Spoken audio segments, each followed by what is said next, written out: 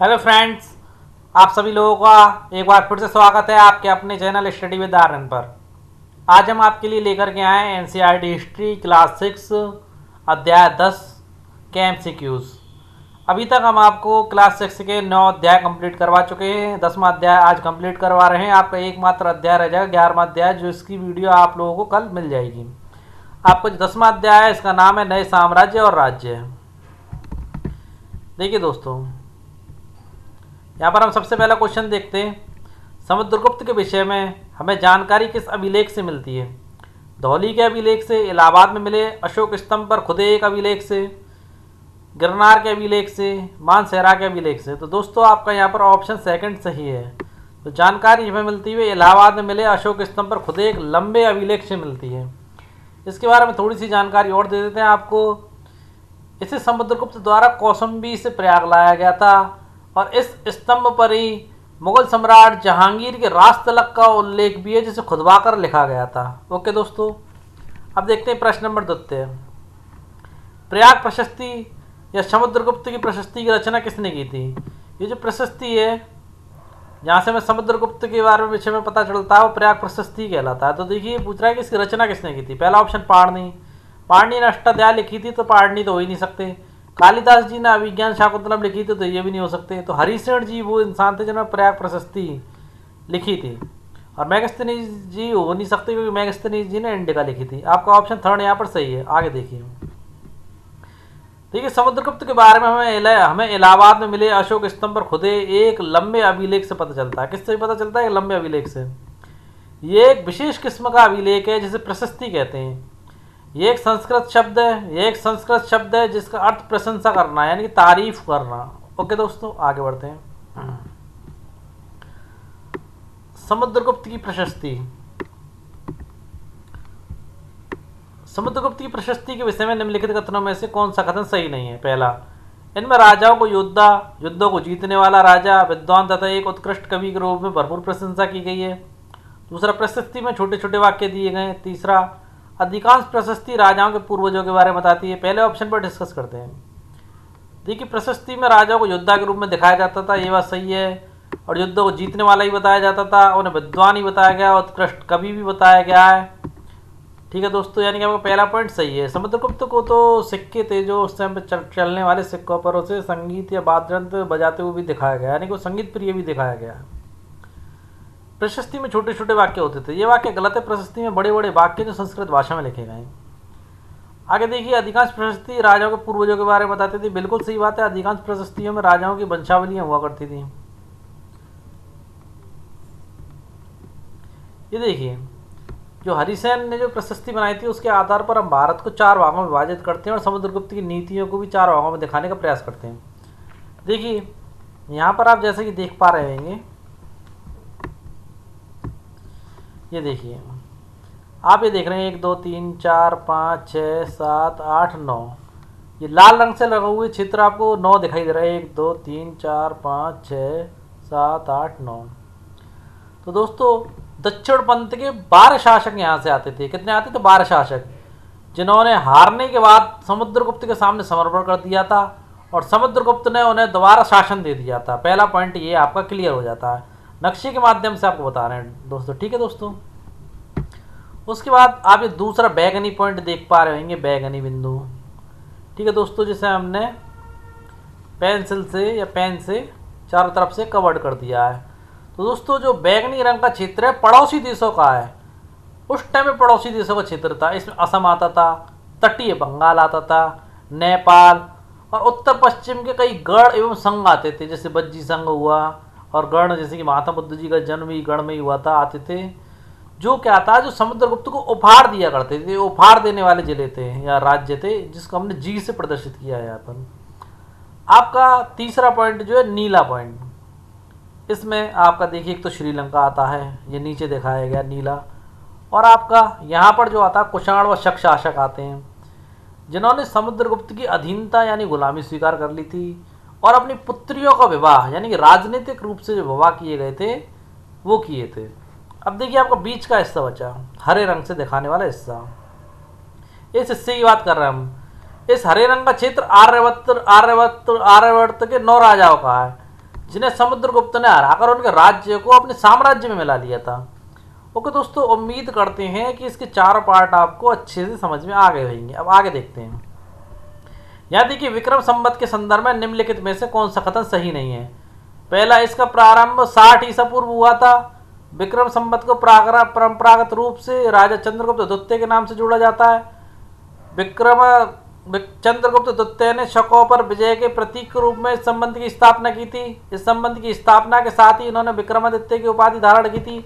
तो दोस्तों आपको बता देते हैं, इस संबंध की शुरुआत 58 ईसा पूर्व हुई थी। कितने ईसा पूर्व हुई थी? 58 ईसा पूर्व। शकों पर विजय प्राप्त करने के बाद ही जो आपके शासक थे चंद्रगुप्त द्वितीय, उन्होंने विक्रमादित्य की उपाधि धारण की थी। विक्रमादित्य के नाम से चंद्रगुप्त द्वितीय को ही जाना जाता है।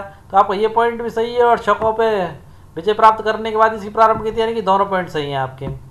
और विक्रम संवत को परंपरागत रूप से गुप्त राज चंद्रगुप्त द्वितीय के नाम से जाना जाता है, ये बात भी आपकी सही है। विक्रमादित्य कौन थे? चंद्रगुप्त द्वितीय ही थे, यानी कि आपका पहला ऑप्शन गलत है। ओके दोस्तों, आगे देखते हैं। निम्नलिखित शासकों में से गुप्त वंश का कौन सा शासक संगीत प्रेमी था? इसका आंसर हम आपको पहले ही बता चुके, समुद्रगुप्त था। ये चित्र भी आपको दे रखे हैं, इसे बीड़ा बजाते हुए संगीत समुद्रगुप्त को दिखाया गया, आप देख पा रहे होंगे चित्र में।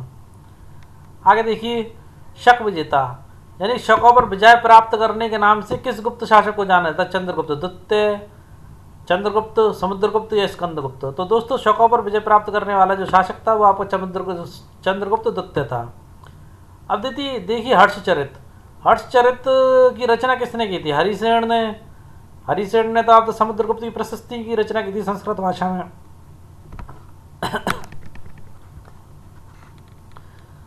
पाणिनि जी ने अष्टाध्यायी लिखा था, और हर्षचरित की रचना आपके बाणभट्ट जी ने की थी, और कालिदास जी ने तो अभिज्ञान शाकुंतलम की रचना की थी। तो हर्षचरित की रचना किसने की थी? बाणभट्ट ने। ओके दोस्तों,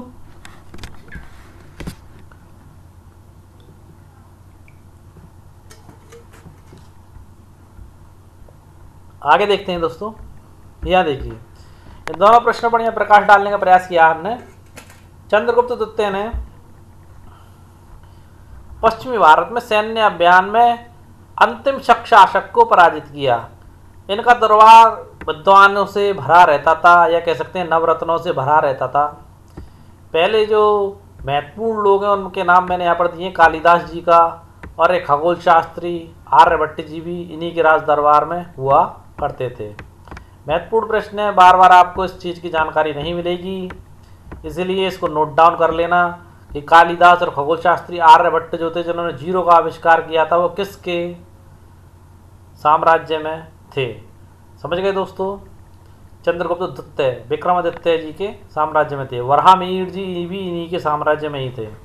ठीक है दोस्तों, कौन थे? वराहमिहिर जी। लिख लीजिए इस चीज़ को आप। देखिए, हर्षचरित जो हर्षवर्धन के दरबारी कवि बाणभट्ट द्वारा संस्कृत में लिखी थी, से यह ज्ञात होता है कि हर्षवर्धन ने 1400 साल पहले शासन किया। इसमें उनकी वंशावली देते हुए उनके राजा वन्यता का पूर्ण वर्णन है कि किस तरीके से जो हर्षवर्धन थे वो सबसे छोटे पुत्र थे, अपने पिता और अपने भाई और अपने बहनों, यानी कि बहन के पति की मृत्यु होने के बाद ही शासक बने थे। आगे देखते हैं। यहाँ देखिए दोस्तों, हर्षवर्धन के समय में निम्न में से कौन सा चीनी तीर्थयात्री भारत आया था? तो दोस्तों इस प्रश्न की जहाँ उत्तर आप लोगों को हमें देना चाहिए, क्योंकि ये हम आप लोगों को पहले ही पढ़ा चुके हैं। देखिए, फाशियान या फाहान, ये आपका 1600 साल पहले भारत आया था। ठीक है, और हैंसांग या स्वैनसांग जो 1400 साल पहले भारत आया था, और 1400 साल पहले ही आपका हर्षवर्धन हुआ था। और इतियांग ये आपका हैंसांग के 50 साल बाद भारत आया था। ओके दोस्तों, हैंसांग द्वारा हर्षवर्धन के विषय में जो बताया गया और कथनों पर विचार कीजिए। जब कोई भी तीर्थयात्री भारत आता था, यहाँ के राजाओं के विषय में, प्रजा के विषय में, देशकाल के विषय में अपने ग्रंथों में लिखता था। तो उसी संदर्भ में यह प्रश्न पूछा गया कि हैंसांग द्वारा हर्षवर्धन के विषय में जो बताया गया उस कथनों पर विचार कीजिए। हर्ष अपने पिता का सबसे बड़ा पुत्र न होने के बाद भी पिता एवं भाई की मृत्यु होने पर थानेश्वर, कहाँ का? थानेश्वर का राजा बना। इंपॉर्टेंट पॉइंट है, कहाँ का राजा बना था हर्ष? सबसे पहले थानेश्वर का। ओके दोस्तों, दूसरा, इनके बहनोई कन्नौज के शासक थे। जब बंगाल के शासक ने इनके बहनोई की हत्या कर दी तो इन्होंने कन्नौज को अपने अधीन कर लिया और बंगाल पर आक्रमण कर दिया। यहाँ पर दोनों पॉइंट हम आपको भी थोड़ी देर पहले ही बता चुके, इसलिए दोनों पॉइंट आपके सही हैं। तो देखिए उपयुक्त कथनों में से कौन सा कथन सत्य है। तो आपका कथन पहला व दूसरा सही है। आगे बढ़ते हैं। हर्षवर्धन जब नर्मदा नदी पार कर दक्कन की ओर बढ़ने लगे तो किस राजा ने उन्हें रोक दिया। तो देखिए पहला ऑप्शन गौतमी पुत्र सातकर्णी, चंद्रगुप्त मौर्य, समुद्रगुप्त, पुलकेशिन द्वितीय है। तो दोस्तों आपको बता देते हैं, जब ये दक्कन की ओर बढ़ने लगे तो हर्षवर्धन को पुलकेशिन द्वितीय द्वारा रोक दिया गया। उस समय के कवि ने इस चीज़ को, रवि कीर्ति जी ने स्पष्ट रूप से लिखा है कि जब हर्षवर्धन यानी कि हर्ष का मतलब होता है प्रशंसा या खुशी, खुश होना, तो इस युद्ध की पराजय के बाद वो हमेशा दुखी ही रहने लगे थे। ऐसा पुलकेशिन जी के दरबार में रहने वाले रवि कीर्ति जी ने अपने नाटक में इसका उल्लेख किया है। देखिए पल्लवों की राजधानी निम्न में से थी। मगध मौर्य साम्राज्य की थी, मथुरा कुषाणों की थी, इलाहाबाद आपकी अशोक के समय में थी, या सारनाथ का स्तंभ था, कांचीपुरम बची। तो पल्लवों की राजधानी कौन सी? कांचीपुरम। अब देखिए चालुक्यों की राजधानी निम्न में से थी, कांचीपुरम हो नहीं सकती, मगध हम आपको बता ही चुके। तो इनकी राजधानी थी एहोल। क्या थी इनकी राजधानी? एहोल। अब देखिए दोस्तों चैनल को फटाफट से सब्सक्राइब कर दीजिए, जितने भी इंपॉर्टेंट फैक्ट हैं वो आपको लास्ट में बताएंगे प्रत्येक प्रश्न पर आकर के। यहाँ देखिए पल्लवों के संदर्भ में निम्नलिखित कथनों पर विचार कीजिए। इनका राज्य कांचीपुरम से लेकर कावेरी नदी, कांचीपुरम तो इनकी राजधानी थी, तो ऑब्वियसली बात है कांचीपुरम से लेकर नर्मदा नदी के डेल्टा तक फैला हुआ था, ये बात तो सत्य है। देखिए पल्लव और चालुक्य एक दूसरे की सीमाओं पर अतिक्रमण करते थे, बिल्कुल सही बात है, एक दूसरे से लड़ते ही रहते थे, एक दूसरे की सीमाओं पर अतिक्रमण करते थे। तीसरा पॉइंट, चालुक्य राजा पुलकेशिन द्वितीय ने पल्लव शासक पर आक्रमण किया, जिसे कांचीपुरम की दीवार के पीछे शरण लेनी पड़ी, यानी कि पल्लव शासक को कांचीपुरम की दीवार के पीछे शरण लेनी पड़ी। ये पॉइंट भी आपका बिल्कुल सही है। देखिए चालुक्य लड़ाइयों से दुर्बल होते गए और इन्हें राष्ट्रकूट और चोल वंशों ने समाप्त कर दिया। ऐसा नहीं है ओनली चालुक्य, बल्कि पल्लव जो थे ये भी आपस में लड़ते रहते हैं, और आपस में लड़ते रहने की वजह से लोग दुर्बल होते चले गए और इनके पास ताकत नहीं रही। तो धीरे धीरे इन्हें राष्ट्रकूट वंश ने और चोल वंश ने इन लोगों को समाप्त कर दिया। ओके दोस्तों, यानी कि आपका ये वाला पॉइंट गलत है। ओनली चालुक्य ही नहीं बल्कि पल्लव भी समाप्त होते गए थे धीरे धीरे अपनी आपसी लड़ाइयों की वजह से। यानी कि देखिए उपयुक्त कथनों में से कौन सा कथन सत्य है। तो आपका कथन जो है आपका चौथा, केवल चौथा। आगे बढ़ते हैं। दक्षिण भारत में पूर्व मध्यकालीन प्रशासन के संदर्भ में निम्नलिखित कथनों पर विचार कीजिए। कुछ महत्वपूर्ण प्रशासनिक पद अनुवांशिक थे। दूसरा, कभी कभी एक ही व्यक्ति कई पदों पर कार्य करता था। तीसरा, प्रशासन की प्राथमिक इकाई नगर थे। इस प्रश्न को थोड़ा सा डिस्क्राइब करने का प्रयास करेंगे। देखिए कुछ महत्वपूर्ण प्रशासकीय पद अनुवांशिक थे। अनुवांशिक यानी कि पिता से पुत्र, पुत्र से उसका पुत्र। इसको थोड़ा डिस्क्राइब कर देते हैं। देखिए बेटे अपने पिता का पद पाते थे, जैसे हरिशरण अपने पिता की तरह महादंड नायक यानी कि मुख्य न्यायाधिकारी थे। ओके दोस्तों, ये हमने यहाँ पर एक छोटा सा एग्जाम्पल आपको बताया, यानी कि ये पॉइंट सही है। कभी कभी एक ही व्यक्ति कई पदों पर कार्य करता था, ये बात भी सही है, क्योंकि जो हरिशरण जी थे वो महादंड नायक तो थे ही थे, उसके साथ कुमार मात्य यानी कि एक अर्थात एक महत्वपूर्ण मंत्री भी थे, उसके साथ साथ वो युद्ध और शांति के विषयों के मंत्री भी थे। यानी तीन तीन पोस्ट संभाल रखी थी इन्होंने उस समय पर। प्रशासन की प्राथमिक इकाई नगर थे, ये बात आपकी गलत है, क्योंकि प्रशासन की महत्वपूर्ण इकाई उस समय पर गांव थे। क्या था? गांव। प्रशासन की महत्वपूर्ण इकाई गांव हुआ करते थे, ना कि नगर। आगे देखिए उपयुक्त विकल्पों में से कौन से विकल्प सही नहीं है। तो आपका तीसरा विकल्प है वो सही नहीं है, यानी कि ऑप्शन सी। आगे देखते हैं। रवि कीर्ति द्वारा रचित प्रशस्ति से हमें किस राजा के विषय पता चलता है? चंद्रगुप्त द्वितीय, चंद्रगुप्त मौर्य, पुलकेशिन द्वितीय या हर्षवर्धन। तो दोस्तों आपका ऑप्शन है पुलकेशिन द्वितीय, तीसरा ऑप्शन सही है। पुलकेशिन द्वितीय के संदर्भ में निम्नलिखित में से कौन सा कथन सही नहीं है? इन्हें अपने मामा से यह राज्य मिला था। रवि कीर्ति के अनुसार इन्होंने पूर्व तथा पश्चिम दोनों समुद्र तटीय इलाकों में अपने अभियान चलाए। इन्होंने हर्ष को भी आगे बढ़ने से रोका। हर्ष का अर्थ आनंद होता है। कवि का कहना है कि इस पराजय के बाद हर्ष अब हर्ष नहीं रहा, यानी खुश नहीं रहा। तो देखिए ये पॉइंट तो हम आपको बता चुके और ये बात ही बिल्कुल सही है, परंतु ये चीज़ यहाँ पर गलत है। इन्होंने अपने मामा से राज्य नहीं मिला था, इन्हें जो राज्य मिला था वो अपने चाचा से मिला था। किससे मिला था दोस्तों? चाचा से। लिख देते हैं यहाँ पर, इन्हें राज्य जो मिला था वो अपने चाचा जी से मिला था। ओके दोस्तों, आगे बढ़ते हैं। यहाँ देखिए सूची प्रथम को सूची द्वितीय से सुमेलित कीजिए तथा नीचे दिए गए कूट में से सही उत्तर चुनिए। देखिए उस समय नगर श्रेष्ठी को क्या कहा जाता था? नगर श्रेष्ठी को उस समय मुख्य बैंकर या नगर का व्यापारी कहा जाता था। सार्थवा व्यापारियों के काफिले का नेता होता था। काफिला जैसे बहुत सारे व्यापारी एक साथ व्यापार करने के लिए जाते थे, उसका नेता कौन कहलाता था? सार्थवा। प्रथम कुलिक आपका कायस्थ, शिल्पकार और लिपिकों के प्रधान होते थे। यहाँ देखते हैं, पहले का पहला नहीं है, पहले का दूसरा नहीं है, पहले का तीसरा नहीं है।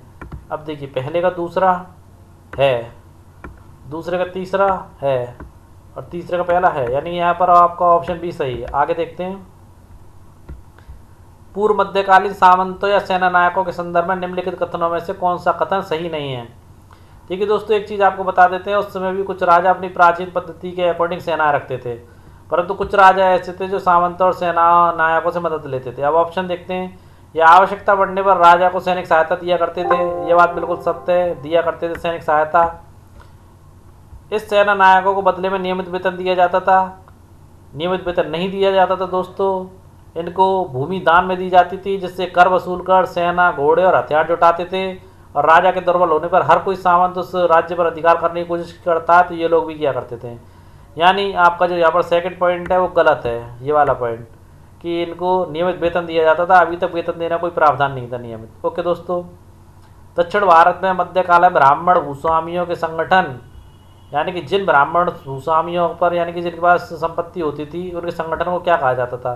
तो दोस्तों उनके संगठन को सभा कहा जाता था। क्या कहा जाता? सभा। इस पर हम प्रकाश डालते हैं यहाँ पर। देखिए पल्लवों के अभिलेखों में कई स्थानीय सभाओं की चर्चा है।